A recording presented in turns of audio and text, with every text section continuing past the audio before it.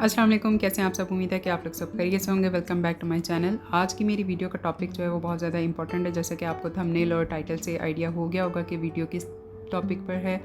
तो German embassy Islamabad और German embassy Karachi ने 5 सितंबर 2023 को अपनी ऑफिशियल वेबसाइट पर फैमिली रीयूनियन वीज़ा की चेकलिस्ट में कुछ न्यू रिक्वायरमेंट्स जो हैं वो ऐड की हैं। तो ये न्यू रिक्वायरमेंट्स क्या हैं और एडिशनल डॉक्यूमेंट्स कौन से हैं और किस तरह से आपने अपनी फैमिली वीज़ा फ़ाइल को अरेंज करना है, आज ये सब मैं आपको इस वीडियो में बताऊंगी और गाइड करूंगी कि किस तरह से आप इन एडिशनल डॉक्यूमेंट्स के साथ अपनी वीज़ा फ़ाइल को रेडी करेंगे।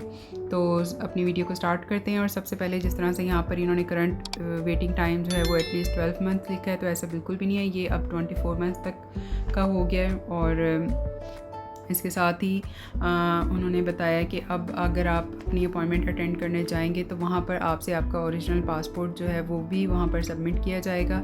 और जब तक आपका प्रोसेस चल रहा होगा वो वहीं पर ही रहेगा। और जब आपका फैमिली रीयूनियन वीज़ा प्रोसेस जो है वो कंप्लीट हो जाएगा तब आपको वीज़ा स्टैम्प करके आपका पासपोर्ट आपको वापस कर दिया जाएगा। इसके अलावा फैमिली रीयूनियन वीज़ा में जो लॉयर वेरिफिकेशन का प्रोसेस था जो कि कंपलसरी था लास्ट 2 मंथ से, वो भी अब नहीं हो रहा और ना ही लॉयर वेरिफिकेशन फ़ी ली जा रही है। एम्बेसी ने अभी इस प्रोसेस को मुकम्मल तौर पर ख़त्म नहीं किया, लेकिन उन्होंने अपनी ऑफिशियल वेबसाइट पर ये मेंशन किया है कि अगर आपके डॉक्यूमेंट्स में कोई भी डाउट या इशू होगा तो वो आपसे तब लॉयर वेरिफिकेशन फ़ी जो कि 50,000 है और जो डॉक्यूमेंट्स की वेरिफिकेशन है वो करवाने का राइट रखते हैं। और थर्ड पैराग्राफ में उन्होंने बताया कि जर्मन एम्बेसी इस्लामाबाद के लिए आप लोगों ने यहाँ पर क्लिक करके और रजिस्टर करना है ख़ुद को। तो इस पर भी मैंने वीडियो बनाई है, इसका लिंक मैं आप लोगों को यहाँ ऊपर दे रही हूँ। तो इस पर क्लिक करके आप मेरी वीडियो को देख सकते हैं और नीचे डिस्क्रिप्शन बॉक्स में भी मैं आपको वीडियो का लिंक दे दूँगी, तो आप वहाँ से भी जाकर वीडियो को देख सकते हैं। और साथ ही हम लोग देखते हैं कि जो फैमिली रीयूनियन वीज़ा के लिए रिक्वायर्ड डॉक्यूमेंट्स हैं वो कौन से हैं। तो सबसे पहले आप लोगों को ये पता ही है कि जो डॉक्यूमेंट्स हैं वो सारे आपने A4 साइज़ में और 80 ग्राम पेज पर प्रिंट निकलवाने हैं। और जिस तरह से यहाँ पर नंबरिंग दी हुई है डॉक्यूमेंट्स की, आपने इसी के अकॉर्डिंग अपने डॉक्यूमेंट सारे अरेंज करने हैं। सबसे पहले हम पॉइंट नंबर 1 को देखते हैं, जो कि है एप्लीकेशन फ़ॉर्म। और इस्लामाबाद एम्बेसी के लिए आपने एक एप्लीकेशन फ़ॉर्म फ़िल करना है और कराची एम्बेसी के लिए आपने 2 एप्लीकेशन फ़ॉर्म पर एप्लीकेंट फ़िल करने हैं। और ये आप कंप्यूटर से फ़िल करेंगे और लैपटॉप और मोबाइल से भी कर सकते हैं। और जो लोग मोबाइल से या लैपटॉप से कर रहे हैं वो एडोब एक्रोबैट ऐप इंस्टॉल करके वहाँ से अपने फ़ॉर्म को फ़िल कर सकते हैं। और फॉर्म को फ़िल किस तरह से करना है इस पर भी मैंने वीडियो बनाई है और इसका लिंक मैं आप लोगों के साथ ऊपर शेयर कर रही हूँ। और इसका लिंक डिस्क्रिप्शन बॉक्स में भी आप लोगों के साथ शेयर कर रही हूँ। आप लोग वहाँ से भी जाके वीडियो को देख सकते हैं और अपना एप्लीकेशन फॉर्म खुद फिल कर सकते हैं। इसमें आप लोगों को किसी लॉयर या एजेंट की ज़रूरत नहीं है इसको फिल करवाने के लिए। और जो अंडर 18 हैं उनके एप्लीकेशन फॉर्म भी आप लोग खुद फिल करेंगे और जो सिग्नेचर हैं वो वहाँ पर उनके पेरेंट करेंगे। और इसके बाद हम पॉइंट नंबर 2 की तरफ चलते हैं, जो कि है इस्लामाबाद एम्बेसी के लिए एक पासपोर्ट साइज़ पिक्चर चाहिए और कराची एम्बेसी के लिए 2 पासपोर्ट साइज़ पिक्चर्स चाहिए। और जैसा कि फॉर्म में भी है कि जो सबसे पहले पिक्चर है वो मेन एप्लीकेंट की पिक्चर लगेगी जो कि पाकिस्तान में है, और उसके बाद नीचे उनके स्पाउस की जो कि जर्मनी में है उनकी पिक्चर लगेगी। और इसी तरह से जो बच्चों का फॉर्म है, बच्चों के फॉर्म में आप लोगों ने जस्ट बच्चे की पिक्चर लगानी है, उसमें उसके पेरेंट की पिक्चर नहीं आएगी वहाँ पर। और जो पिक्चर है वो 3 मंथ से ओल्ड नहीं होनी चाहिए। और यहाँ पर इन्होंने ये लिंक भी दिया हुआ है जहाँ से आप लोग जाके फ़ोटो जो सैम्पल्स हैं वो भी देख सकते हैं कि किस तरह से आपने पिक्चर्स लेनी है। और जो पिक्चर का साइज़ है वो उसकी लेंथ जो है वो 45 mm होनी चाहिए और उसकी विड्थ जो है वो 35 mm होनी चाहिए। पॉइंट नंबर 3 में आ जाता है certificate of residency in Germany मेल्डेबेशाइनुंग। और ये भी आपने 6 मंथ से ओल्ड नहीं लेना। और पॉइंट नंबर 4 में आ जाता है रेजिडेंस परमिट, और जिनके स्पाउस जर्मन नेशनल और EU नेशनल हैं तो वो यहाँ पर उनके पासपोर्ट की कॉपी जो है वो अटैच करेंगे। और पॉइंट नंबर 5 को देख लेते हैं। तो यहाँ पर applicants current passport and ID card CNIC है और इसमें भी पासपोर्ट के उन्होंने 0 to 3 जहाँ पर आपके सिग्नेचर पासपोर्ट पे हुए होते हैं उस पेज तक आप लोगों ने कॉपी करवाने हैं पेज। और जितने भी आपके पासपोर्ट में स्टैम्प्स लगी हैं, वीज़ाज़ लगे हैं, जितना भी एंट्री एग्ज़िट किए हैं स्टैम्प्स, वो सारे पेजेस आप लोगों ने उनके प्रिंट्स निकलवाने हैं। और जो आपका CNIC है उसकी भी आप लोगों ने कॉपी निकलवानी है। तो इस पे भी मैंने वीडियो बनाई है कि किस तरह से आपने अपने पासपोर्ट और CNIC को प्रिंट निकलवाने हैं। तो उसका लिंक भी मैं यहाँ पर आप लोगों के साथ शेयर कर रही हूँ, तो इस पे भी जाके आप लोग वीडियो को देख सकते हैं। और नंबर 6 पे है कॉपीज़ ऑफ प्रीवियस पासपोर्ट। तो अगर आप लोगों का पासपोर्ट एक्सपायर हो गया हुआ है, आप लोगों ने न्यू बनवाया है, तो जो आप लोगों का ओल्ड प्रीवियस पासपोर्ट है आपने उसकी भी कॉपीज़ लेकर जानी है। उसके भी 0 to 3 पेजेस की कॉपी जाएगी। और साथ में जितने भी वीज़ाज़ और स्टैम्प्स लगे हैं उस पासपोर्ट पे, वो भी उन पेजेस की भी कॉपीज़ आप लोगों ने अटैच करनी है। नंबर 7 पे आपने अपने स्पाउस के जो वैलिड पासपोर्ट है और जो प्रीवियस पासपोर्ट है उनकी भी 0 to 3 पेजेस की कॉपीज़ लगानी है। और जितने भी उनके स्टैम्प्स और वीज़ाज़ लगे हुए हैं वो सारे पेजेस की भी कॉपीज़ लेनी है। और जितने भी उनके पास रेजिडेंस परमिट की कॉपीज़ हैं वो भी आप लोगों ने इसमें अटैच करनी है।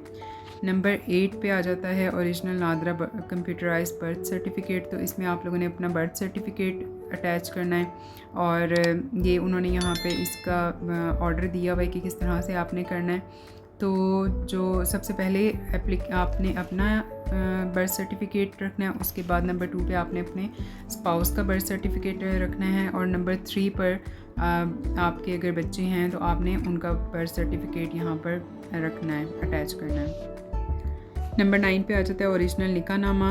और इसमें आपने अपना उर्दू निकाहनामा और जो इंग्लिश ट्रांसलेटेड निकाहनामा है ये दोनों यहाँ पर अटैच करने हैं। 10 पे आपका ओरिजिनल जो मैरिज रजिस्ट्रेशन सर्टिफिकेट है वो होगा और उसकी कॉपी आप लोगों ने इस सेट में लगा देनी है। और इसके अलावा 11 नंबर पे आप लोगों के अगर प्रीवियस कोई मैरिज हुई है तो उसका आप लोगों ने यहाँ पर जो निकाहनामा है या डाइवोर्स सर्टिफिकेट है वो आप लोगों ने अटैच करना है। और इन केस अगर डेथ हो गई भी है तो आपने उनका डेथ सर्टिफिकेट भी इंग्लिश या जर्मन ट्रांसलेशन में अटैच करना है। नंबर 12, इसमें आपकी अगर प्रीवियस मैरिज से कोई बच्चा है तो इस केस में आपको कोर्ट ऑर्डर चाहिए होंगे बच्चे की लीगल गार्डियनशिप के लिए, और जिसमें आप उनसे परमिशन भी लेंगे कि आप बच्चे को बाहर जर्मनी लेकर जाना चाह रहे हैं। और ये अगर आप लोगों का उर्दू लैंग्वेज में है तो आप इसको इंग्लिश लैंग्वेज में ट्रांसलेट करवा कर लेकर जाएंगे, और अगर इंग्लिश लैंग्वेज में है तो वो इनफ है। Number 13 BAMF deed. ये अगर आपका स्पाउस जर्मनी में ऑलरेडी रह रहे हों और उनका किसी टाइम पर वीज़ा स्टेटस जो है वो रेफ्यूजी स्टेटस रहा हो या असाइलम सीकर रहा हो तो उस केस में आपने फ़ाइल में ये BAMF डीड जो है वो अटैच करना है। और 14 में आपने A1 लैंग्वेज सर्टिफिकेट अटैच करना है। और कोर्स जैसा कि आपको पता है कि आप कहीं से भी कर सकते हैं, लेकिन एग्ज़ाम आप लोगों ने लाहौर, इस्लामाबाद और कराची में जो कोयथे इंस्टीट्यूट है वहीं पर देना होता है, और उन्हीं का सर्टिफिकेट जो है वो जर्मनी में भी वैलिड है। और इसके अलावा A1 लैंग्वेज सर्टिफिकेट भी 1 साल से पुराना नहीं होना चाहिए। और पॉइंट नंबर 15 पे C1 लैंग्वेज सर्टिफिकेट है, तो जिनके बच्चों की एज जो है 15 प्लस है, 16, 17, तो उनके लिए C1 लैंग्वेज सर्टिफिकेट जो है वो मस्ट है। और करते हैं पॉइंट नंबर 16 की, जो कि एक न्यू एडिशन है डॉक्यूमेंट लिस्ट में। तो ये 1 साल के लिए वैलिड होनी चाहिए और इसकी स्टार्टिंग डेट जो है वो आपकी अपॉइंटमेंट की जो डेट है उससे होगी। और इसके लिए भी मैं आप लोगों को ये साथ में स्क्रीनशॉट भी अटैच कर रही हूँ जहाँ से आप लोग देख सकते हैं। और नीचे डिस्क्रिप्शन बॉक्स में भी आपको मैं जो जर्मन एम्बेसी की ऑफिशियल वेबसाइट पर ट्रैवल इंश्योरेंस कंपनीज़ की लिस्ट दी हुई है उसका लिंक भी दे दूँगी, आप लोग वहाँ से भी जाकर देख सकते हैं और यहाँ से ट्रैवल इंश्योरेंस पॉलिसी जो है वो बाय कर सकते हैं। 17 additional proof of your name, birthday and marriage और रिलेशनशिप। तो इसमें उन्होंने आपके जो प्रिंट आउट्स मांगे हैं वैक्सीनेशन सर्टिफिकेट के, school documents, wedding pictures, call और चैट हिस्ट्री, तो इसके आप लोगों ने A4 साइज़ के ऊपर ही प्रिंट्स लेकर जाने हैं। वैक्सीनेशन सर्टिफिकेट को कुछ लोग मिसअंडरस्टैंड कर रहे हैं कोविड सर्टिफिकेट से, तो वो डिफरेंट है। वैक्सीनेशन सर्टिफिकेट वो है जो आप बच्चों को बचपन में लगवाते हैं इंजेक्शंस, ये उनका एक कार्ड बनता है और वो कार्ड आप लोगों ने एम्बेसी में शो करना है। और अगर आप लोगों के पास ये नहीं है तो आप लोगों ने अपने स्कूल डॉक्यूमेंट्स में जैसे मैट्रिक, इंटर, ग्रेजुएशन, मास्टर, जो भी आप लोगों की एजुकेशन है उसके अकॉर्डिंग आप लोगों ने अपने सर्टिफिकेट्स लेकर जाने हैं, जिससे वो आपके नेम और डेट ऑफ बर्थ का प्रूफ लेंगे।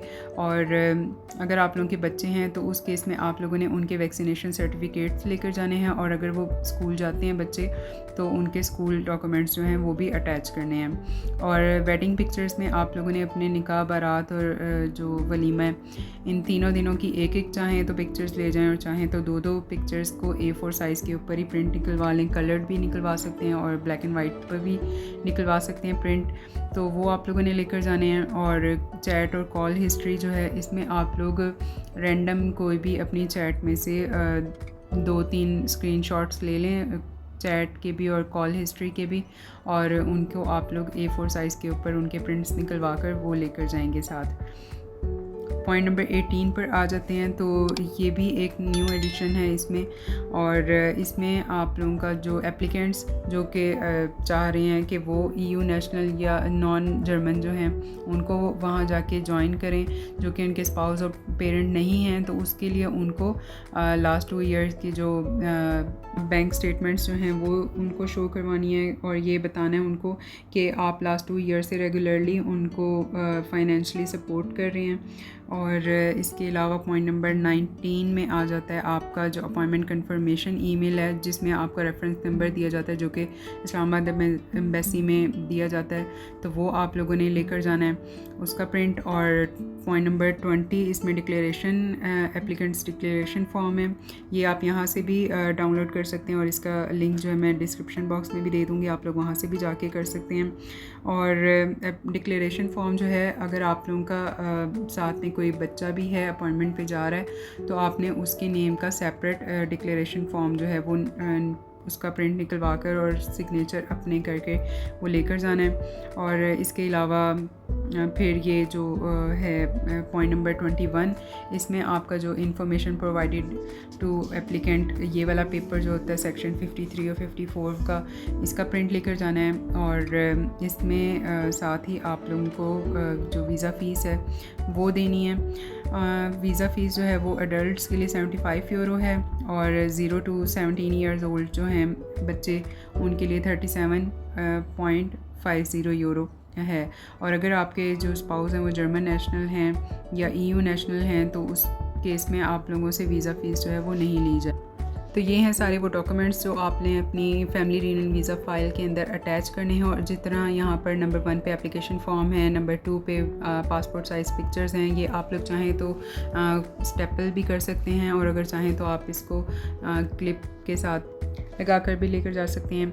और फिर नंबर 3 पे आप लोगों ने अपना मेल्ड बेशाइनुंग रखना है, नंबर 4 पे रेजिडेंस परमिट कार्ड आएगा, नंबर 5 पे आपका जो पासपोर्ट और ID कार्ड आएगा, नंबर 6 पे प्रीवियस पासपोर्ट अगर है कोई तो वो आप लोगों ने रखनी है, उसकी फ़ोटो कॉपीज़ रखनी है, नंबर 7 पे आप लोगों ने स्पाउस के पासपोर्ट की वैलिड और जो प्रीवियस पासपोर्ट है उसकी कॉपीज़ रखनी है, नंबर 8 पे आप लोगों ने बर्थ सर्टिफिकेट रखना है। बर्थ सर्टिफिकेट में सबसे पहले आपका अपना बर्थ सर्टिफिकेट आएगा, देन आपके स्पाउस का, और अगर फिर आपके बच्चे हैं तो उसके बाद आपके बच्चे का बर्थ सर्टिफिकेट आएगा। फिर निकाहनामा आप लोगों ने ओरिजिनल रखना है, उसके बाद फिर इस तरह से मैरिज सर्टिफिकेट, और अगर कोई प्रीवियस मैरिज है तो उसका आप लोगों ने प्रूफ यहाँ पर देना है, लीगल गार्डियनशिप है तो उसके लिए कोर्ट डिक्री वो आप लोगों ने देनी है। तो इसी तरह से आपने ये सारी नंबरिंग के अकॉर्डिंग अपनी फ़ाइल जो है वो सेट करनी है। और अगर आप लोगों को अभी भी कोई चीज़ समझ में नहीं आती है तो आप लोग मुझसे कमेंट बॉक्स में पूछ सकते हैं, मैं आप लोगों को वहाँ पर भी गाइड कर दूँगी। और इसके अलावा मेरे फेसबुक और इंस्टाग्राम की ID का भी लिंक मैंने यहाँ पर दिया हुआ है, तो वहाँ से भी आप लोग मुझसे कांटेक्ट कर सकते हैं। तो इसके साथ ही मैं अपनी वीडियो को एंड करती हूँ, और वीडियो पसंद आई है तो मस्ट लाइक कीजिएगा, शेयर कीजिएगा, और मेरे चैनल को सब्सक्राइब कीजिएगा। अपना बहुत सारा ख्याल रखें, दुआओं में याद रखें। टेक केयर एंड अल्लाह हाफिज़।